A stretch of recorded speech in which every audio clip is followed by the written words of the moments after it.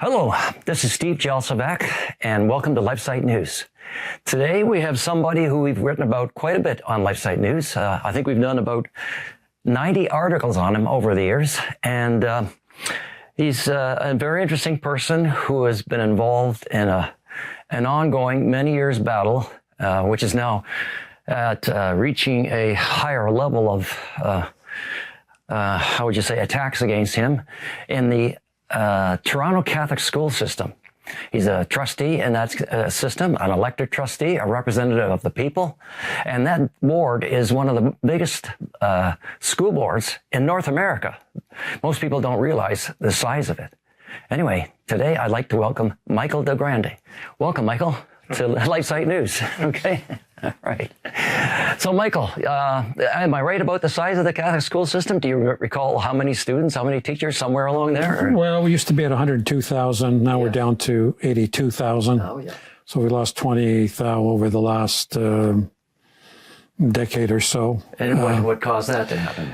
Demographics, child birth rates, another example. Sure. And in my neck of the woods, it's a very prominent Chinese area, and they don't tend to be Catholic. Oh, yes. So a lot of people that used to be in the area, Greeks and Italians and English Canadians, have moved out, and so we've closed 5 schools in my area just because of the low numbers. That's right. Yeah.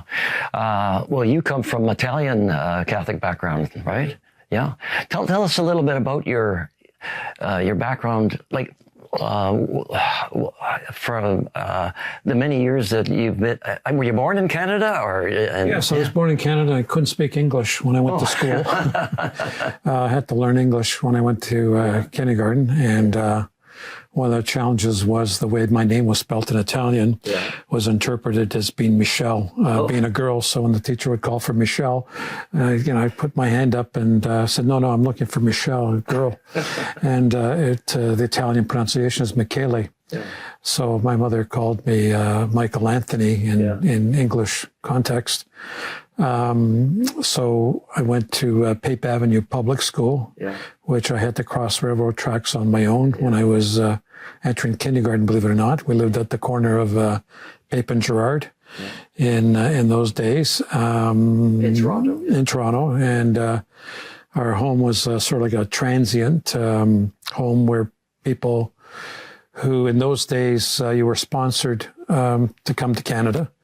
And you had a responsibility at being a sponsor that you weren't on welfare, any of those kinds of things. I would say I basically grew up in poverty up till I went to kindergarten. I slept at the foot of my parents' bed. That's where we were at. Yeah. And to me, education was a great equalizer. I just loved education. I guess that's why I became a school trustee. I also wanted to teach at one point, but that wasn't where I was destined to go. I was destined to go into municipal politics. Well, you became a chartered accountant. I did. Yeah. I became, I got my bachelor. I went to Western, and then I transferred over to Toronto because I wanted to go into the chartered accountant program. Yeah. So I had to make up going from one university school to another. It's like going to another country. They don't recognize the credits. Oh my goodness! It's just nuts. So I had to pick up all my credits in the summertime for that year that I went to Western, and work as well too to pay for my tuition. So I'd work during the day and go to school at night. And in '79 I got my CA.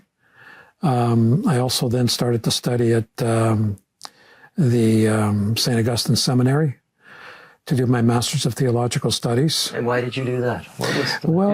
I did that. I thought I would go and become a deacon. Okay. But I guess I wasn't liberal enough to become a deacon. It took me 10 years to finish that because I, again, was a middle officer with Shoppers Drug Mart at that time. Yeah.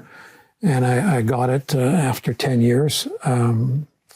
So I had my Master's of Theological Studies, and then I went into and got my Bachelor of Education at U of T OISE, and then qualified to get my teacher's license in 2002. Well, it seems that you are much more qualified than a lot of trustees to be. Well, I was fortunate because I was taught by one of the, I guess you'd call the fathers of Confederation for Catholic Education, Father,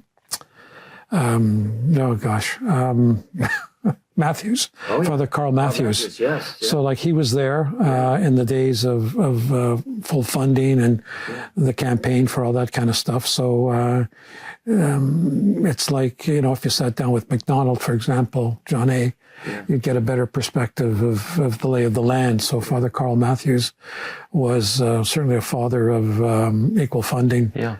Well, the Catholic school system for many years was only funded, assisted by the government up to grade 8, was it? Or grade 10. Grade 10. Grade 10. And then it was a private school. Yeah. For 3 years, we still had grade 13. And grade 10 was always, after grade 10 was the mass exodus, if you will, of students who couldn't afford the tuition to stay and go into public school. I ended up going to East York Collegiate from Neil McNeil. Mighty nations stumble, world war threatens. There's destruction on the battlefield and also in the womb. And all this is happening because man has forgotten God. Pope Pius XI said, men must look for the peace of Christ in the kingdom of Christ. And he urged that the faithful give public honor to Christ the King so that individuals and states would submit once more to the rule of their Savior. And that is why LifeSite News is raising up the image of Christ the King across the United States. Our billboards have already proclaimed the rule of our divine Savior to tens of thousands of Americans, and you can help us reach millions more. Only when Christ the King reigns over our hearts and our minds will there be peace among nations and peace in our homes. Please pledge your support today for these billboards at lifefunder.com/ChristIsKing. My elementary Catholic school raising was from grade 2 onwards. I went back and forth between Holy Cross and St. Aloysius School year after year, kept transferring, kept changing the boundary lines. And in those days, there weren't the big protests of parents saying, I want busing for my kid, or you're on your own, like you got to school. Well, in Canada, it's different than in a lot of the United States states. To an extent, but I mean, we're becoming like that as well, too. The public school was right around the corner where I lived, like literally around the corner. I could throw a stone and hit it, and I would walk whatever it was, the mile or 2 miles to either Holy Cross or, and in those days you came home for lunch too. Yeah. So you had to scoot quite a bit. Yeah. Well, it was worth doing for the faith, from the faith perspective. I was fortunate to have nuns teaching the schools. Right. And the occasional priest as well too, in terms of Neil McNeil, for example. Yeah. So I was blessed with that richness of having people who were dedicated through their clerical life. Well, you had, it sounds like very good formation, but you had to fight for it. You had to struggle for it.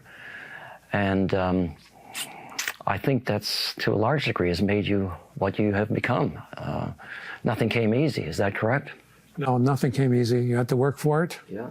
And there was always the satisfaction that you were able to do it on your own. Yeah. Obviously, parents want better for their children. Yeah. And you want better for your children as well, too. But there comes a point where you get to the stage that your kids become spoiled. They don't. Yeah. So I was kind of one of those parents that was traditional in raising. I could afford to, give my kids whatever the heck it was, but I wasn't going to do that because I didn't want them to be take things for granted, and it was the easy way, et cetera, for them. So I'm very fortunate that they're all married. They'll have good jobs. They'll have homes. Something you don't hear about from the current generation who live with their parents in their basement, can't afford this, can't afford that. So as I said, education was a great equalizer. Well, that's great. When you went for elected office, though, you started off with Toronto City Council.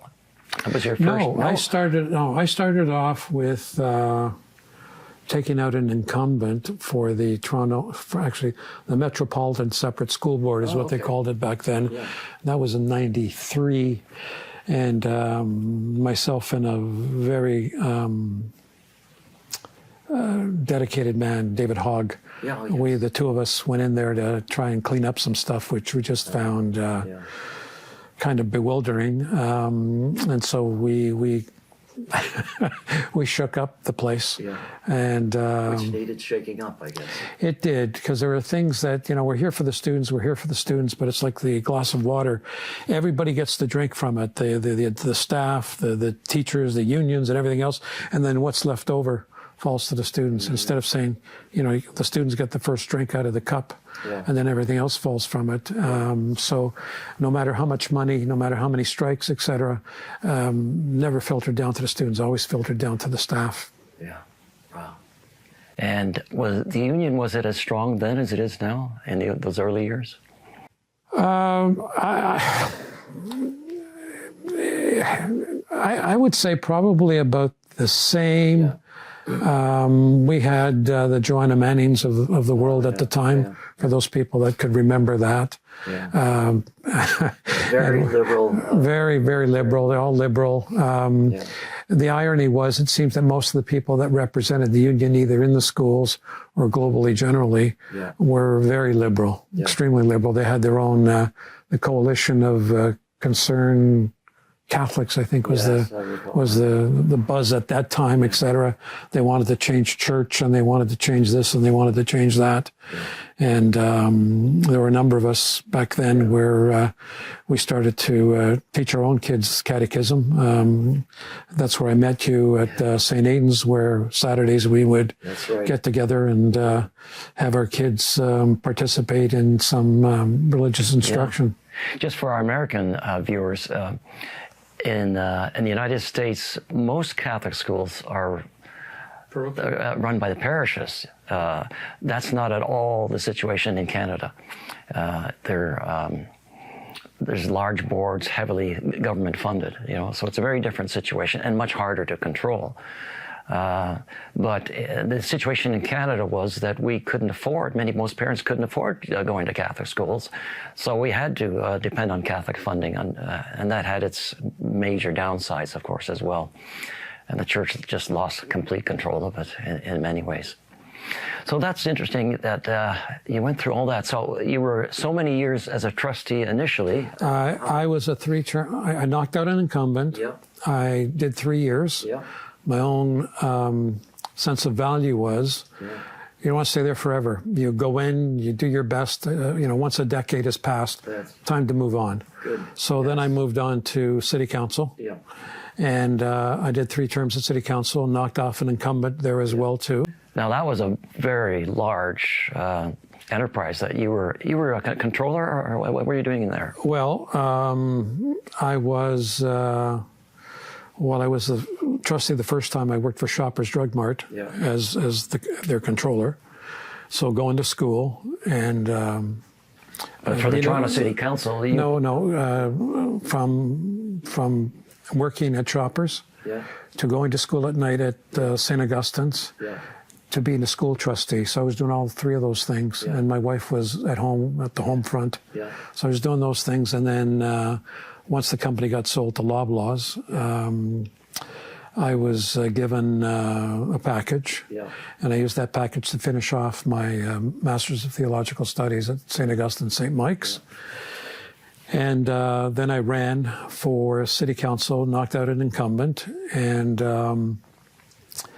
stayed at that time. That they changed it from a 3-year election cycle to a 4-year election cycle. And my term was 11 years, which was three elections. And then I left on my own volition.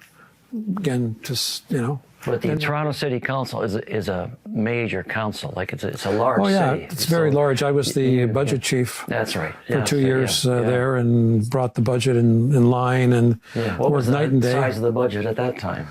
13 billion. Yeah, that's right. 13 billion. And suffered a heart attack for it, and working too hard. I didn't have any staff to help me. It was a one-man show. Oh my goodness. I met with every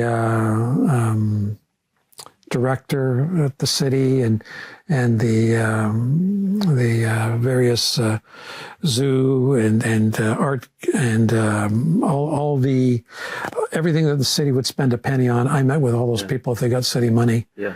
And I was doing that Saturdays, Sundays, nights. I would get there before the sun came up, and I would leave after the sun went down. But you were very conscientious, though. well, you know, Steve, the issue I find with politics, there's a lot of politicians, okay? Yes. But what we're void of is leadership. And so my position, no matter what I've done, whether it be at the school board or at the city or my own house, I treated it as if it was my own money. It was coming out of my pocket. And the question I always asked myself, would I do this if I was paying for this personally? And if the answer was no, I'm not doing it. And people right away, they label you as saying, oh, you know, you're a conservative, this, and all the name calling starts out. But I mean, I'll give you a typical example. You would have people, organization that would come to the city, would be funded by the city, and they would be funded like 40 years. And they would say, well, we're here to help people get jobs. And you say, okay, what's your budget? Oh, you know, it's $2.something million. And all right, how many people did you help get jobs? Oh, we'll get back to you on that. Okay, how many people did you? 40. Oh, so we're spending $2 million plus for 40 jobs, and this startup organization who's got $200,000 in funding, they've provided jobs for 100,000. Yeah. So my position was, I'm getting better value from these guys than from you guys just coming every year, and there's no accountability. Yeah. And so I would move the money to say, you're not going to get that. These guys are going to get that. And of course, they would run to their favorite counselors and say, oh, we're not getting our money. We're not this. And, Del Grande is cutting this and cutting that. I didn't cut anything.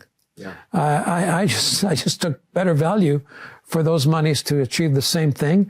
And there was no checks, controls, or balances with these organizations. Just keep coming year after year and just looking for their handout. You were a good steward of the funds. Well, yeah, I was tighter than tight.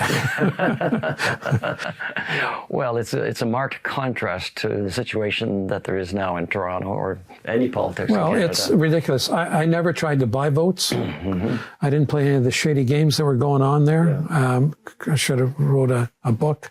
I recall, for example, a developer coming to meet with me in my area and sitting down with him. I said, well, we want to do this, and that. I said, so why are you coming to me? He says, well, I wanted to make sure, get your blessing and stuff. I said, hey, as long as your plan conforms with the city specs, with the city zonings and everything else, you don't have a problem from me. And the guy would look at me and he'd say, huh? I said, why should I interfere? And he says, well, did you want me to write a check to your favorite charity or anything like that? I said, no, that's not the way I work. No. Okay? That's not the way I work. If your plan is good, fine. If your plan is not good, I'm not going to support it. That's the way it should be. So as long as we, but a lot of that, Steve, did go on. I've heard stories, been told stories. So, I like the title of being straight shooter and saying what I mean and mean what I say. So then you moved back into being a trustee again. You ran for election. I did. I came back out and I asked myself, do I really want to do this? I said, okay, I'll put my name on the ballot. Just put my name on the ballot. Not spend a plug nickel, not 5 cents that I spend.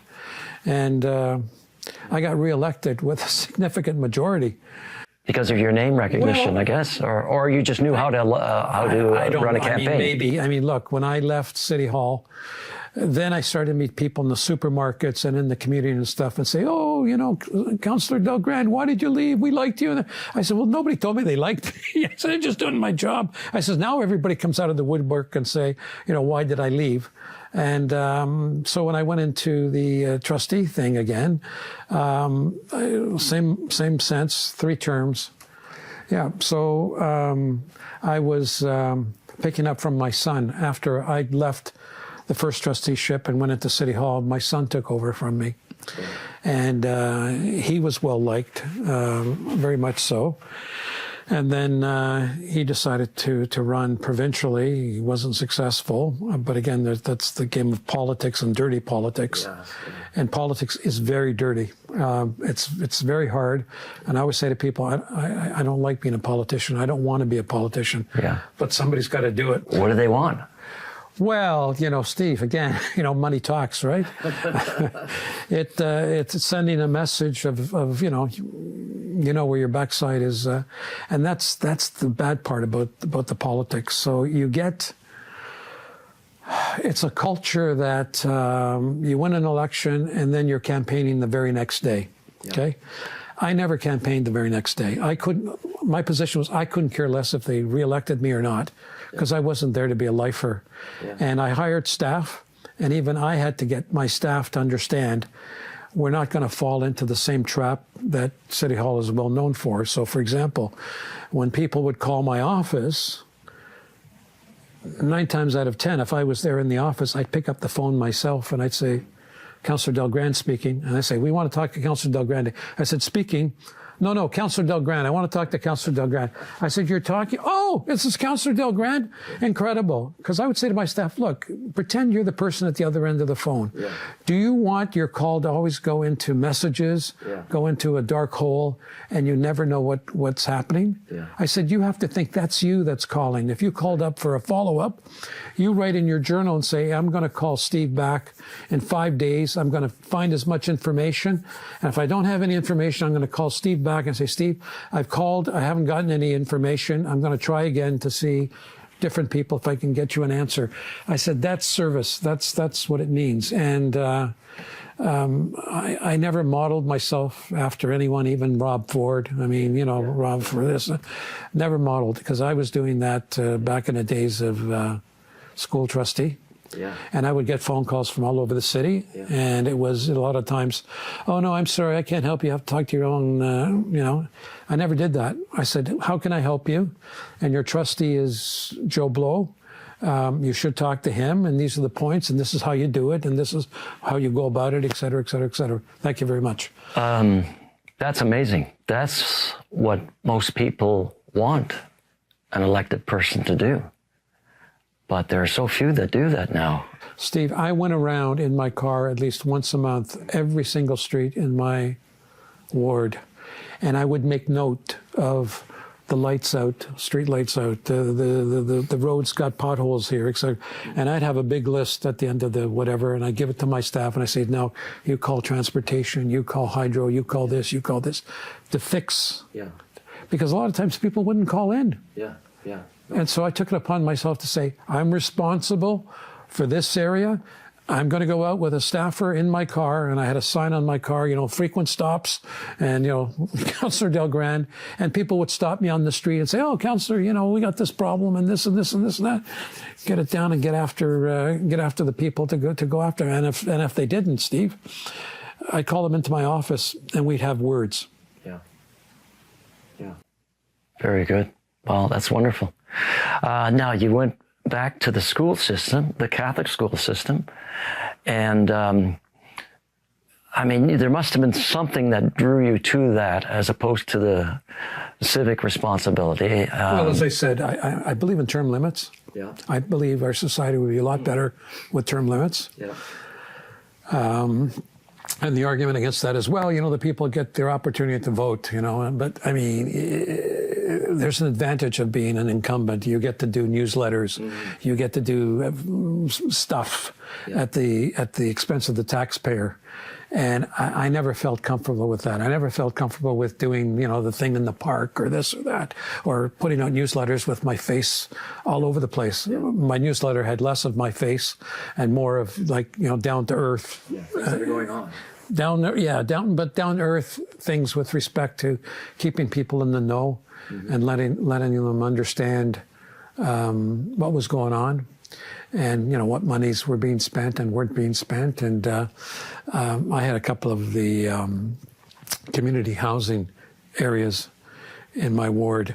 And, literally 90% of the dollars that went for funding in the community went to those two. And I said, my community is more than just two community housing Okay, and there's and I put together a folio of all the free things that they were getting, etc., and things weren't improving. Same old issues, same old problems. I said, well, what do you do for the new Canadian that is being elder abused? Where's the money for that? You can't just put 80% of the money in 2% of the community population. Like, it's got to be spread over to deal with a multitude of things. But it's doesn't come easy. It's like work, and following up and chasing after. No, it's not a particularly high-paying job by any means. No, the city councillor job was around coming close to $100,000. Okay. One time it was a third tax-free, and then that got removed. But you're dealing with multi-million dollars worth of expenses. Multi-million. As I say, budget share, an additional, never got paid additional anything for the extra work, etc. The school trustee, the first year that I became a trustee in the 90s, I was paid $27,000, and a third of it was tax-free. And a lot of people, especially in the public board and Catholic board, would rush because it was good money to have, it was side deal. Then when Harris came in and put in the $5,000. The Premier of Ontario, Yeah, there was an exodus of people. I stayed for my full 6 years at $5,000. Wow. Okay, so for me, it wasn't the money per se. It was serving the public. It was serving the public, and I was glad to see a lot of these people disappear because they weren't on. They were just leeching the system. Yeah, well, it just. And then City Hall, there was no criteria. If you say, when you self-appoint your own salary. There's got to be some basis or for me, it was like we should have some targets that we need to achieve this, and this. And if we do, then the public would be okay to say, yes, you can have a 3% raise or whatever. But if we don't meet those criteria, we don't get anything. But that's not how City Hall works. Do you know that more than 1 out of every 8 people in the world calls themselves a Catholic? So why isn't the world already on fire with hope and love? Well, because a false pseudo-Christianity is preached from many pulpits in place of the true gospel of Jesus. Yet as the world crisis deepens, it becomes clearer that only God can save us. But He asks us to do our part. At LifeSite News, we are committed to spreading the true Catholic faith. We trust that God will bring about the renewal of the Church in His own time, but we must do our part to share the truth. Please support LifeSite News today to help us keep the faith alive. Go to give.lifesitenews.com right now. So getting back to the Catholic school system, now that's the current situation that brings you into the news a lot. And you are being attacked within the Toronto Catholic school system for essentially just trying to uphold the moral principles and have them being taught properly in the school system, which they are not.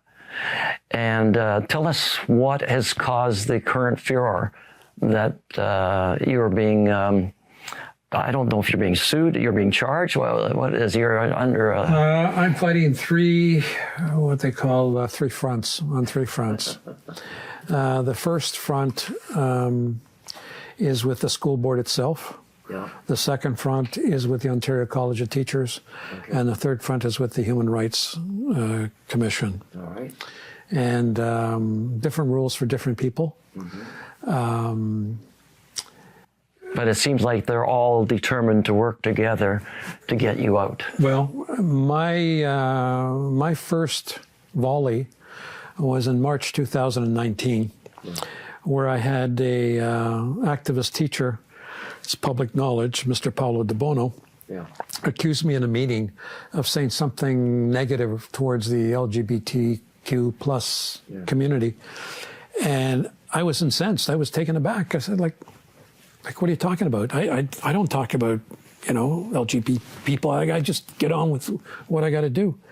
And the director was to my left side, and I said, look, I said, I want this guy censored. I want you to come back and report where I said what, to whom, when. So there was a big investigation that the director did and came back and said, Trustee Del Grande never made any comments of any sort with respect to that. Okay, so in the background, you've got now players out there. And the big thing that gets the trustees excited is about who's going to be the chair of the board. Right? Who's going to be the chair of the board? What authority does it, or influence does the chair have? Well, first of all, they get $10,000 more compared to everybody else. So the salary is $18,000, so they get $28,000. Which is not really that much. Well, it's not, but I mean, it's a sense of, like the pontifical chair,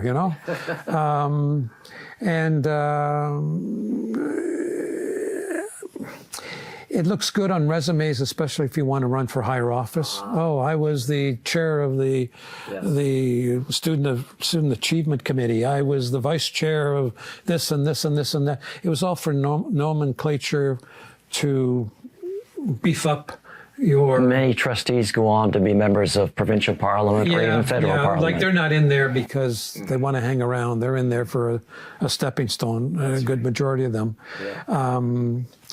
In terms of the next volley that was thrown was in September of 2019. The Human Rights Commission wrote a letter to the then chair, Maria Rizzo, who shared it with all the trustees and everybody. And the letter basically said, not even encourage, there was no encourage, it just said, hey, you guys need to include these 4 things in the Human Rights Code for the school board. For the school board. Yeah. And I took offense to that. I said, wait a minute, hold on. What are we doing here? Like they were violated Catholic moral principles, or they contradicted Catholic moral principles. And they have in their own code, Section 19, which says anything having to do with religious items is hands off. We don't have to agree to same-sex marriage. We don't have, that's not our cup of tea, okay? Human rights, the Ontario College of Teachers doesn't differentiate between Catholic school teachers and non-Catholic school teachers, okay? So they wrote this letter, and they were basically supporting policy that's called PPM 128, which the minister put out, a policy something memorandum, I can't remember what the other P is, which basically said, hey, I'm the minister, and I say these things should be incorporated into the thing. So you got the human rights people and the Minister of Education saying, and I said, hold on a sec, and we don't have to accept this. The Catholic school system in Ontario is protected. But constitutionally, we have our own constitution. That's right, yeah. Section 93 of the Constitution, and then it was updated, if you will, to the Constitution Act, that whatever we had in place in 1867 stays with us. That's so we have our own trustees, we have our own religion, if you will. So it's hands off. And Steve, the unfortunate part about, again, in my life experience, even joining the Ontario Trustees Association, always about the money. Oh, if we do this, the government will be angry, we won't get funding. Oh, yeah, we won't funding. I said, you know what, for the 30 pieces of silver, you're going to give up your faith? Come on, let's stand up and challenge these guys in the courts, because we got to win. We're going to win because you can't mess around with our faith values. End of story. But these guys didn't want to do it. Our association at that time, we paid over $40,000 to be a member of this Ontario group. It was an Ontario Catholic Trustees Ontario group. Catholic, Ontario Catholic School Trustees Association. Right. They're supposed to be standing for Catholic principles. Correct. Otherwise, what is the purpose of the Catholic school system? Well, you know what? Let me tell you, there's so many side stories here, Steve. a number of times our board held monies from this association, and they would call the bishop to come and, tell us, oh, we have to support, we have to this, we can't. They were able to get the government to change the legislation to say that we could no longer say, we're not going to give you our fees. Oh. By law, we have to give them our fees. So we had no stick. You had to give the fees to people who wanted to essentially make the school system, the Catholic school system, a public school system. Well, Bill 30, which was something introduced by the government, where we got full funding, and people say, well, you're a public education, publicly funded education. Hold on a sec. Let's go back to 1985. Yeah. We as taxpayers, on our property tax, if we designated that we were Roman Catholic, there was a portion of the taxes for both the public school and the Catholic school added on to the city tax to fund the schools, the schools.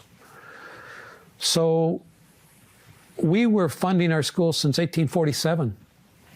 Okay, Catholics paid out to have schools. They paid for their own school system. Paid for their own schools. So it's publicly funded, but we gave up the right to tax. Yeah. So we made a trade. And in that trade, which probably wasn't a great trade, we had to take all the public school teachers that were displaced because of the fact that now the exodus that would come after grade 10 wasn't coming anymore. It was staying in the Catholic schools. So we had to take these teachers who were not Catholic. Yeah. We also had to admit non-Catholic students to our high school. Mm-hmm. We still maintained the right to not accept non-Catholic students in our elementary school. So that was the deal that was made, and I get really perturbed when people say, well, you're publicly funded, so you should, human rights. I said, no. We're receiving our money from the public person right now. The Catholics themselves are taxpayers. Yes. There's millions of Catholics who are taxpayers. 33% of the province is Catholic. Yeah. So it's not like you're not paying the taxes. This is the fallacy of the argument, and people buy it to say, even our own trustees have said, well, we have to obey the human rights. I go, if the human rights tell you that you're going to worship the devil,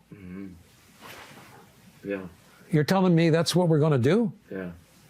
Like, where's this nonsense from? Yeah. And I, being an advocate, when I sat on the executive of the Ontario Trustees Association, I said, hey, we have to build a kitty here because we're going to be going to court because these things aren't going to stop. They're going to keep coming to whittle us away. And they have. Yeah. What keeps you going? I mean, I don't mean, well, there has to be some strong inner motivation for you to keep doing what you're doing. And because most people would not at all do what you do and stand up for principles so much as you do and take all the flack that you have for so many years. Internally, there's something that powers you. What is it?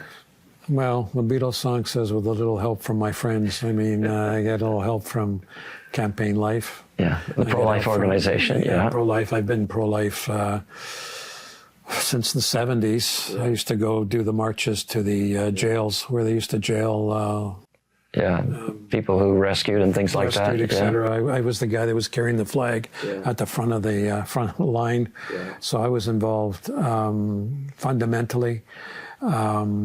It wasn't just because of faith, but because of the logic, the science. First they threw science. They said, science, the fetus doesn't feel anything and stuff like that.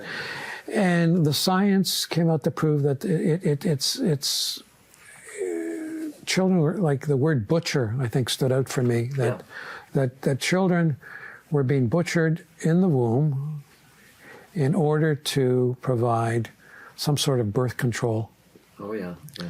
And I just couldn't fathom it at all.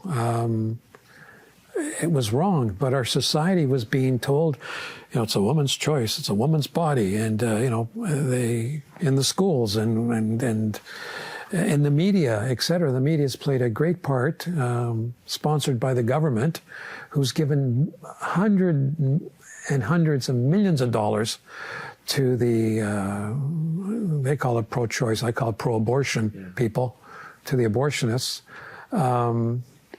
It never made sense to me, and you'd see these scientific things of the sperm meeting the egg, and the development of the unborn child. Well, the sperm meeting the egg, and a big flash occurs, a flash of light, and people would laugh at me and say, "Oh, you're so," but it was the chemical reaction of the zinc or whatever it was, the meeting of the two.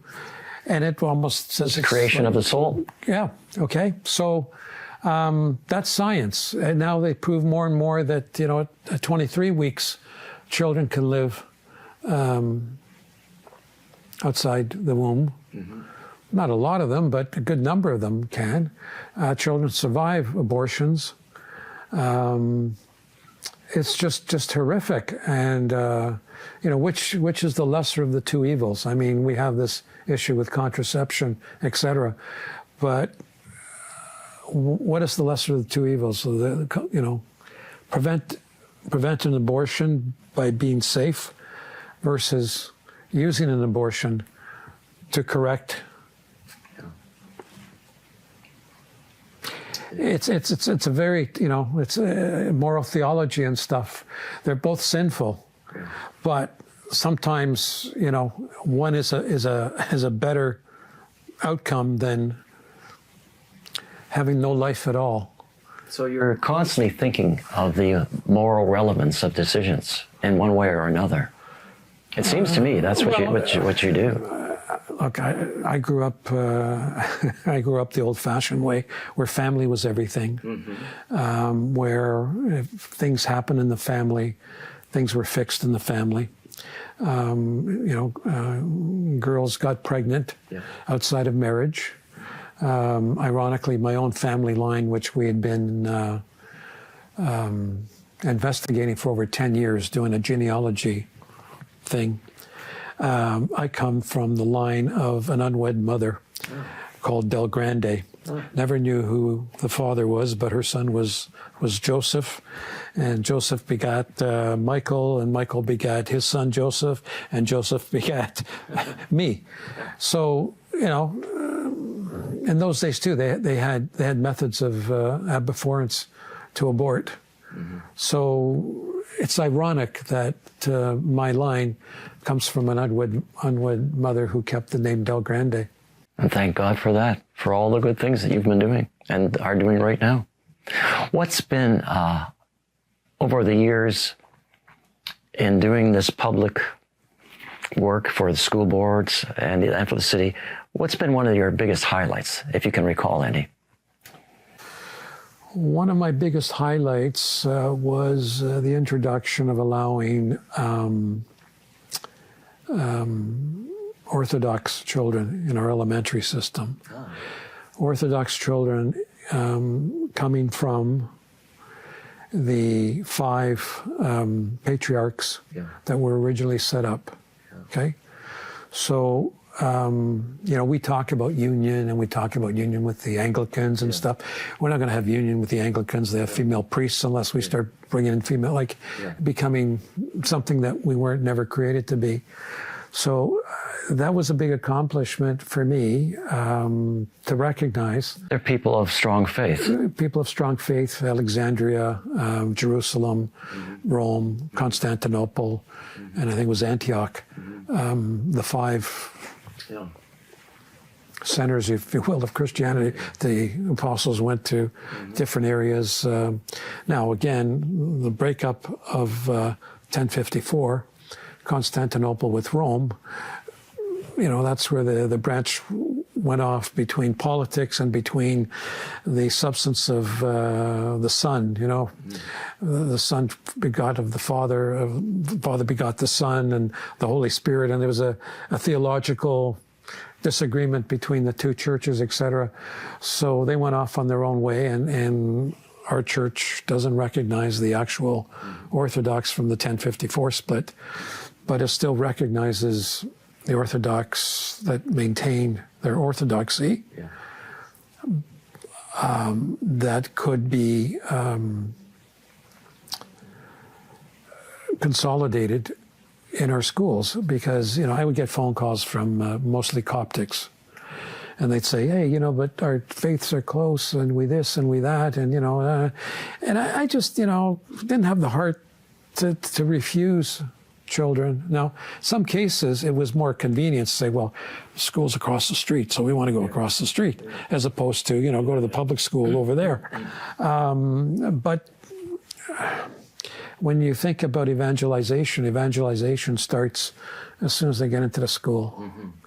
And evangelization starts when you get these kids who parents are desperate to see their kids perform. Mm-hmm. And a lot of our schools didn't take the opportunity to showcase what we were doing, what the public school couldn't do, that we were calling upon God, that we were saying Merry Christmas, etc. And I, for the life of me, could not understand, and I would just aggrieve this continually, say, look, it's Christmas time. Expectation is Christmas concert, as far back as we can, we can go. And a lot of teachers, got, oh, well, I don't get paid for this. Huh? Excuse me, is this job or vocation? That was a word that we kind of lost in translation along the way. And I would say to them, hey, if you really care about your students, and this is a Catholic school system, are you here for the students, or are you here for your? Oh, we're going to file a grievance against you for speaking like this. Oh, like, Steve, when I grew up, there was no question that teachers who got lowly paid in those days, in the 60s and the 70s and the 50s, didn't bat an eye. Today, it's like, oh my gosh, if a teacher doesn't show up and you don't have a supply teacher, this is what type of grievance we get. Oh, you can't place them in any of the other classrooms. Well, what do you want us to do with these children? Unsupervised? Put in a classroom unsupervised? Like. Yeah. There's no concern about the children themselves. It's interesting. Teachers now make wages far beyond what they did in the early days, and yet. And benefits, Steve, and benefits. Incredible. Yeah.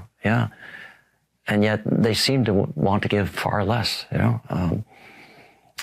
my wife was a teacher too in the Catholic school system, and at the time I noticed comes the end of the school day, 4 o'clock, boom, they're out, they run. 3:15. Yeah, they run, they're gone. It's not even 4 o'clock anymore. And she would stay because there was a lot of things she wanted to do to prepare for the students for the next day. And that was the norm for many, many, many years. For hundreds of years, that was the norm, that teachers would do that. But the irony is we have good teachers in the classroom, and they are afraid. I've been communicated, and they're afraid. Yes. They feel they're out of step for being Catholic, and isn't that what our school is supposed to be all about? Mm-hmm. We should be supportive. Yeah. What's one of the lowest points in your years as a trustee, Catholic trustee? The lowest point for me has been this persecution that I've had to undergo. Yeah, especially in the recent years. I've had many. There's a greater intolerance now, it seems, than ever for orthodoxy on Catholic moral teachings. Would that be correct? I can only speak personally. Yeah. Yes. Yeah. Yes. Yeah. And you're very outspoken. You're a straight shooter, as you said. But there's nothing wrong with that. But they find that as something that is unacceptable. They find it unacceptable because they view me or see me as, quote, the perfect Catholic. Oh. And so there's a resentment. Oh. And Steve, I'm not the perfect Catholic. Yeah. I go to confession like, everybody else. It's why that piece came out I don't know if it was from LifeSite or Campaign Life, that I was interviewed. I had just received the Joe Borowski Award. Joe Borowski Award. And the point that people were calling me a hero. And the point that I wrote that was that I didn't feel it was a hero. Like everybody should be doing this. This is nothing extraordinary. And I tried to raise a number of issues. For example, people that are Catholic that are dying for their faith in Nigeria. Yeah. You know, people here on the pews have it really good. You can go to church and stuff. In countries, you know, Christians, Catholics more so are persecuted and killed for their faith. And here we sit, not appreciating what we have, that you can go to the church and you don't have to worry about it getting bombed, or now maybe getting burned, but getting bombed, getting killed, going to church by people on motorcycles that... Well, could it be that many of those who want to persecute you are themselves not living the faith that they should be living, and they see you as a violation of their conscience? Is that possible? Steve? It's very common, Look, you know. I can't see in their hearts. Of course you can. I can't see in their hearts. No. I can see it only in their deeds. Yeah. So when I talk deeds, for example, I introduced the prayer to St. Michael's the Archangel. Yeah. One of the trustees, that we both know, passed a motion to remove the prayer to St. Michael the Archangel. I made a motion and established the Living Our Catholic Values subcommittee.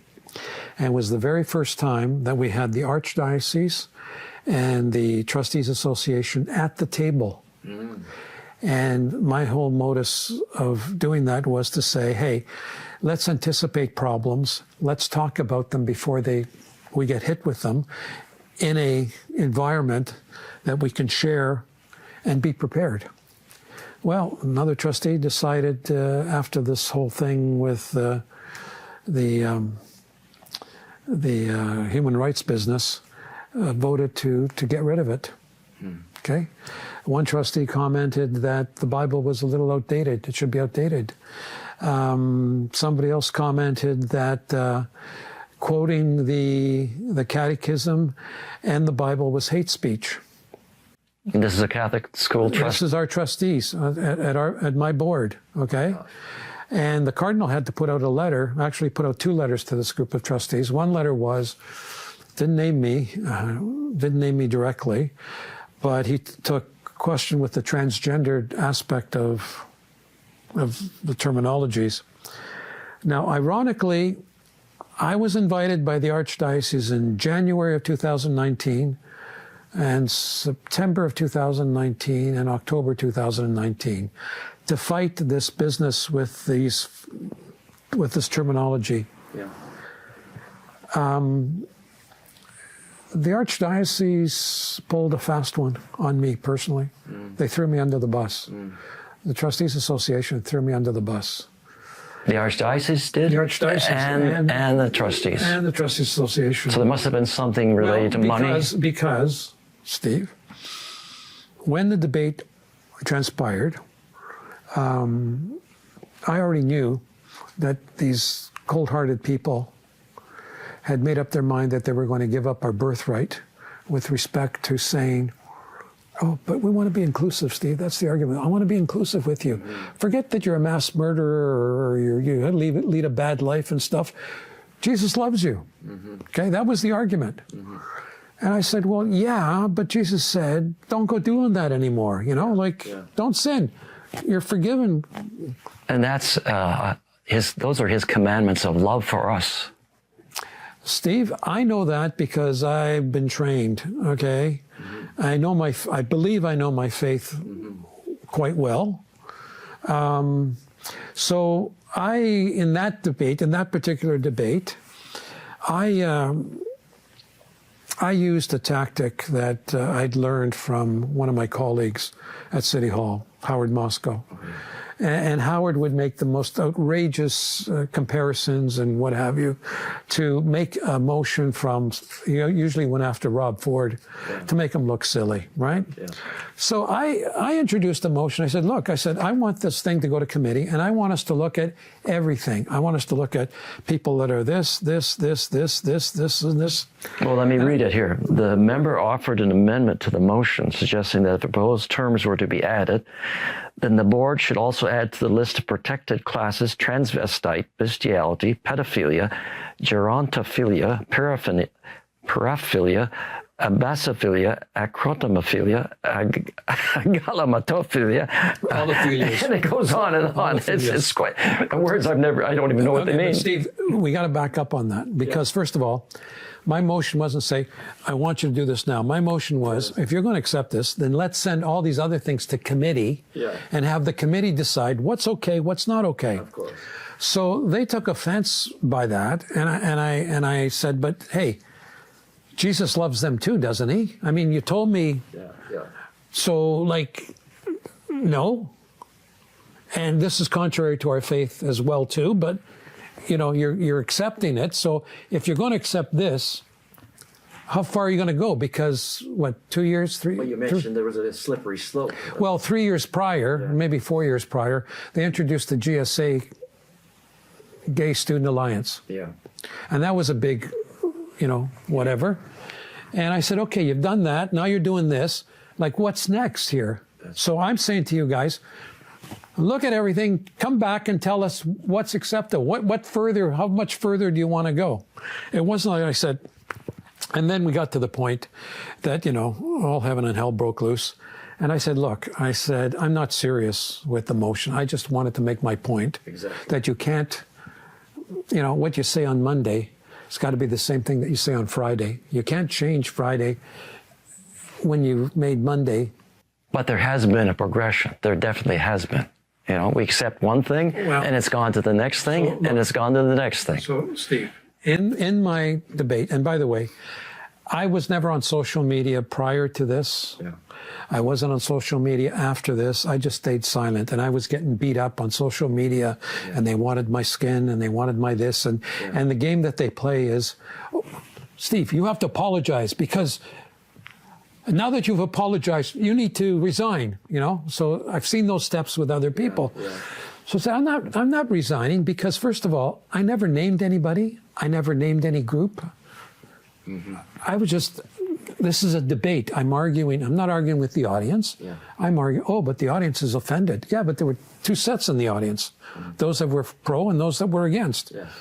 But I wasn't playing to the audience. I was playing to say to my colleagues in debate, there's 12 of us, I'm taking your argument and I want to, twist it around and stuff to show you that your argument doesn't make sense based upon how far do you want to go. Well, some people decided that meant that I was talking about them. That meant I was talking about the LGBTQ people and stuff. I wasn't. My point was an argumentative, supposed to be funny kind of point to show what I believe to be their moral error when it came to... Well, as far as I'm aware, and I'm pretty sure of this, some of the trustees, and certainly many of the teachers, are not at all living their Catholic faith and are violating the moral teachings. And it's well known amongst the teachers. When my wife was a teacher, and that was many years ago, we knew that. Many of the teachers were living in unchaste relationships. And then there were a lot of teachers, and progressively so, who lived homosexual lives openly. And it went from one thing to the next. And it's definitely following a progression, as we're seeing in our LifeSite News reporting, where transgenderism is now becoming an accepted norm. Now, whether that's happening within the Catholic school system. What's a woman? Yeah, exactly. What is a woman, So the more that we tolerate of each one of these things and play this silly game of we have to accept everyone instead of loving them with the truth, I don't think we're really helping anybody. There's danger in many school boards across North America. Yeah. if a child says, "Oh, I think I'm a boy," Yeah. the teacher of the school doesn't want to tell the parents. I know. So, who is the first educator of the of the child?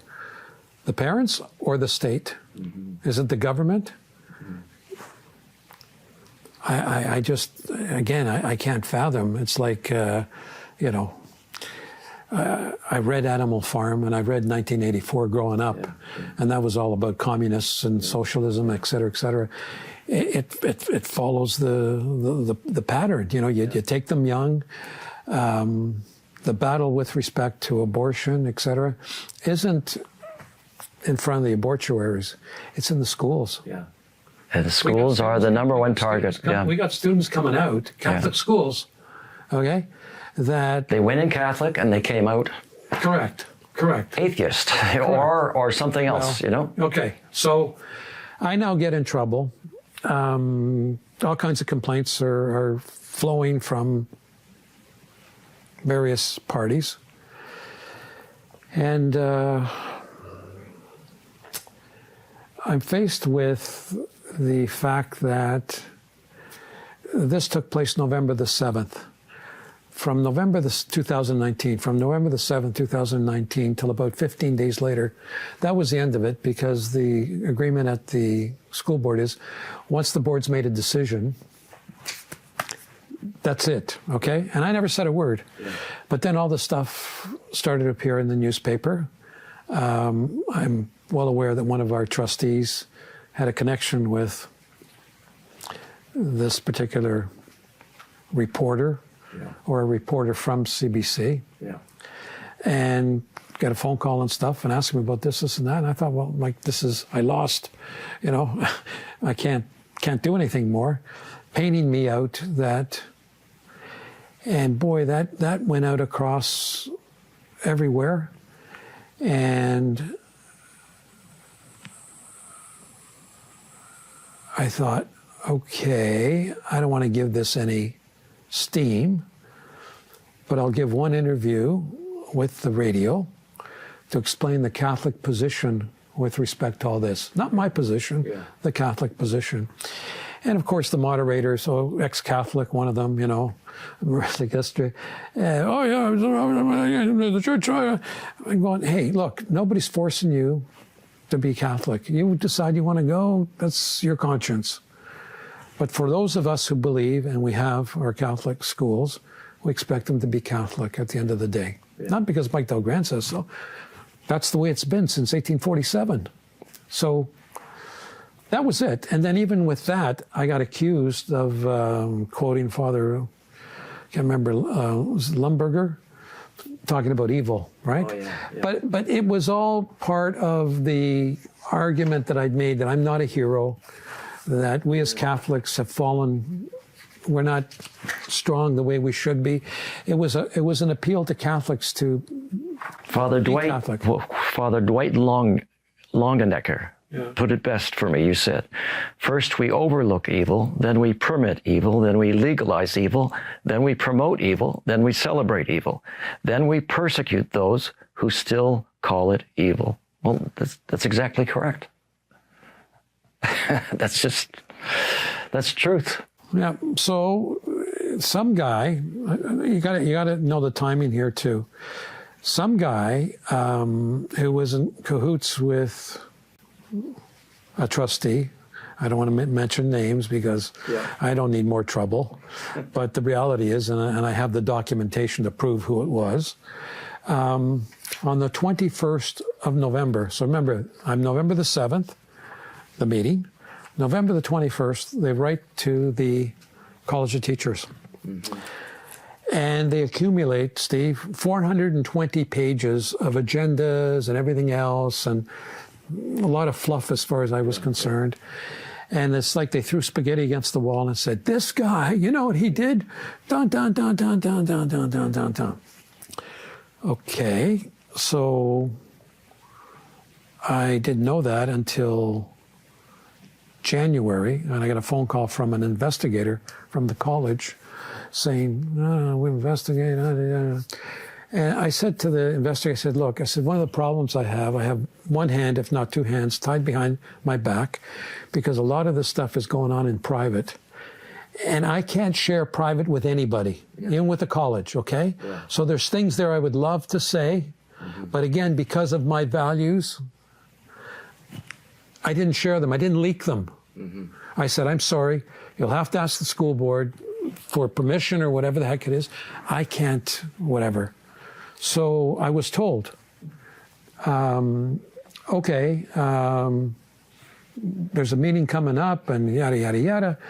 Long story short, the board hires outside investigators, hired two of them. They hired one with respect to the November 7th comments, and they hired one with respect to September the 25th, where I had a discussion with our student trustee, okay? And accusations were made against me, so the things were investigated. And the investigation basically said, you know, I could have used a different tone. Okay, a higher standard. And I'm going, like, when you're in heated debate and stuff like that, or you're in discussions and what have you. Well, it's not like you swore and yelled at people. I didn't swear against anybody. I was just having, you know, a debate, conversation debate. And a lot of those things were absolutely false. So I had a countercharge against the student trustee because she did stuff that wasn't proper, that was public, not private, public. So the board voted, and they voted to exonerate her because they didn't get 2/3. And then they exonerated me because they didn't get 2/3. So that was dealt with by the board. This occurred at the board. This decision, this process was within the Education Act. So, over there. The other one with respect to November the 7th, the same thing. I offended the people in the audience that were of this particular persuasion. And I'm going, like, where are the words that I used, LGBT, or I used any kind of derogatory, not before, not after, never have? Where do you get this from? So they kept the investigation, and I kind of slept. I said, no, like, anybody can see this is like, it's not within your jurisdiction. The board has decided, it's over with, etc. They passed the motion and sent the motion to the College of Teachers and said, Trustee Del Grande was exonerated from both charges and stuff. That's the end of it. It sounds like freedom of speech is not allowed for a trustee. I'm glad you said that, but they then asked me to give them response to their questions and stuff like that. Steve, I named the Cardinal as a witness. I named the Cardinal's lawyer as a witness. I named a newspaper reporter as a witness. I named a couple of the trustees as witnesses as well. You would think, Steve, in an investigation, they would pick up the phone. If they're doing an investigation, you want to have all sides of it. You pick up the phone, and you'd call. By the way, here's the phone number. Here's the email address. You don't have to go looking. Here's everything for you. Steve, they never spoke to one single one of my witnesses. So it's not even an investigation. Well, I'm asking, how do you arrive with whatever you arrive with? And as I said, on August the 20th, the board made a decision that I was exonerated.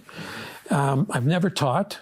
The student trustee was not my student. It was a colleague because they're student trustees. Otherwise, I wouldn't have been talking to them. Never taught one class, one person ever. My whole duties were as a school trustee, wearing the hat. Now, I told the college, I said, listen, if I'm wearing my hat where I have an oath to the Cardinal and I have a responsibility for Catholic education, that comes first before the college does. They didn't like that answer. I'm surmising. They didn't. Certainly the College of Teachers. Wasn't. Well, so it says here, the discipline committee will hold a hearing, blah, blah, blah, blah, to decide whether the allegations are true whether Michael Anthony Del Grande is guilty of professional misconduct. And then if the discipline committee finds you guilty of professional misconduct, you are liable to the penalties set out in Section 30 of the Act.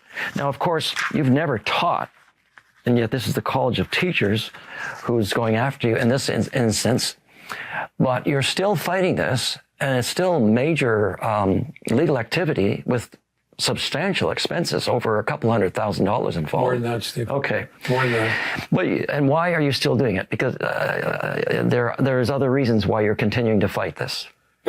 Well, it's support that I've received. We got a then what you call it, but a Life Funder. Yeah. Life Funder. It's on LifeSite News. There's a Life Funder. News. Yeah. Okay. That's helping a lot. Yeah. I've got support again from Campaign Life. Yeah. The National Pro-Life Organization. Yeah. Yeah. So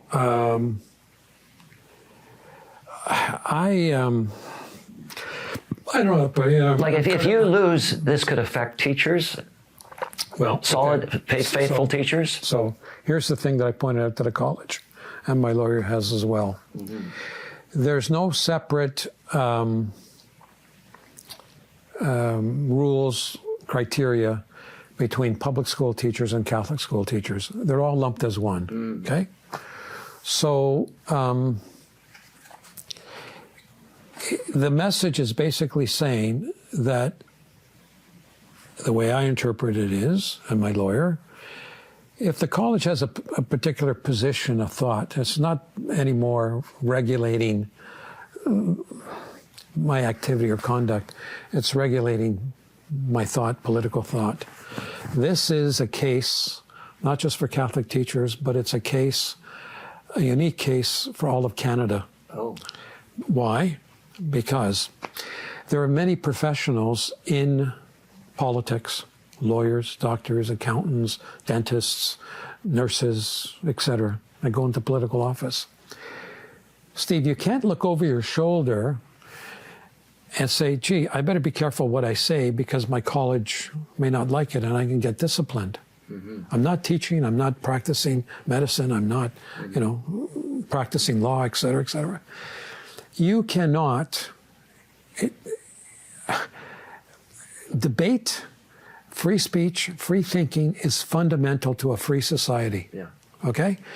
If the college decides that it's okay, give you an example, that it's okay for a grown man with a beard to dress in drag and to read to small children, mm-hmm. and I don't agree with it, I could be viewed as my conduct is contrary to the position of the college and stuff. Mm-hmm. Now, that is a very scary mm-hmm. concept. If I'm a Catholic teacher, give you an example, I'm in the classroom and I say, okay, we're going to make cards for Father's Day or Mother's Day, and a kid comes and says, oh, I got 2 fathers and I got 2 mothers. Mm-hmm. What does the teacher do? Mm-hmm. Does the teacher get in trouble because they're going to, or if the teacher says, okay, we'll make one for your grandpa or one for your grandma, a Mother's Day card, etc., and the parent comes to the school and says, that's now in your code of conduct. How dare you discriminate? Yeah. So you are trying, correct me if I'm wrong, to avoid setting a precedent that could be used against many others. Is that correct? Very much so. Okay, yes. So this is very important. Absolutely. And on a national scale in Canada. National scale, yes. Okay, that's incredible. National scale. Okay, so I'd say we're at the end of this conversation now, in that we've reached the point where we need a lot more public support for what you're doing. Desperate for public support. Okay, and Life Funder, those who are watching this video, you need to go to Life Funder at lifesitenews.com or lifefunder.com. Okay, that's the main address, and it's the Mike Del Grande fundraiser, and contribute to this legal fund, which is very seriously needed to prevent these people who want to shut down our principles and shut down our free speech and shut down the free speech of many people in positions of responsibility. And so that we can win this case, but it requires a lot of money. Unfortunately, that's the situation. And already we've raised, I think, over 250 or 260,000, something like that. 50, but I got the other court case going with the school board. All right, and there's more involved as well. So this is a big case, but it's something concerning all Canadians. And I'd strongly urge that you contribute to this and tell others about it, and tell them about this interview.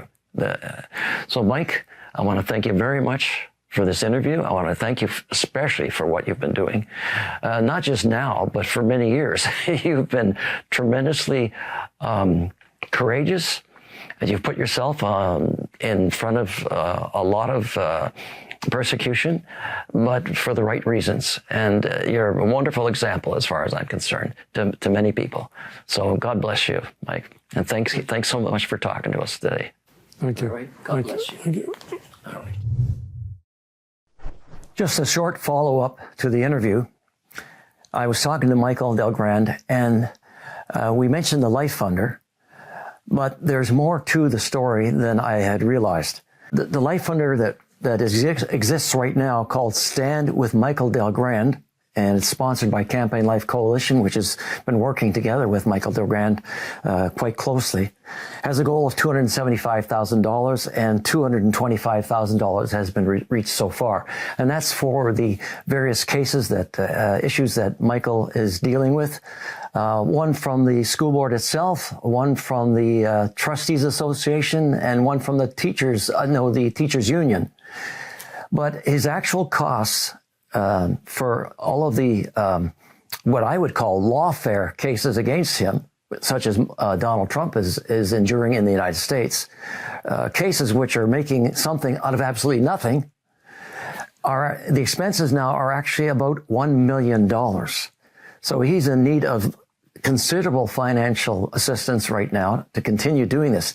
Now, the thing is, we have to keep in mind, these cases that Michael is fighting are for the benefit of all children, not just in his school board, but also for all children, teachers, and professionals across Canada. It has implications nationwide for freedom of speech, freedom of action, for not just trustees, Catholic school trustees, but all trustees and many professionals. And it could have very negative effects on their ability to say what is right and to be honest and to defend children from those who would want to do things that are happening in the schools, as you all know, which are harming children greatly and harming families greatly. So I would encourage you to go to Stand with Michael Del Grande and contribute something to whatever degree you can. And some of you may be able to contribute a large amount, because this is very serious. And Michael is not, again, doing this for himself. And his case has been made a test case to use him as an example against all of us and against all of our children. We have to protect the right of an elected trustee and many others, including teachers and other professionals, as I mentioned, to do what is right according to their conscience. And so please take a look at that and contribute whatever you can. Tell others about this interview, pass it on to others, and may God bless you. Thank you for listening in.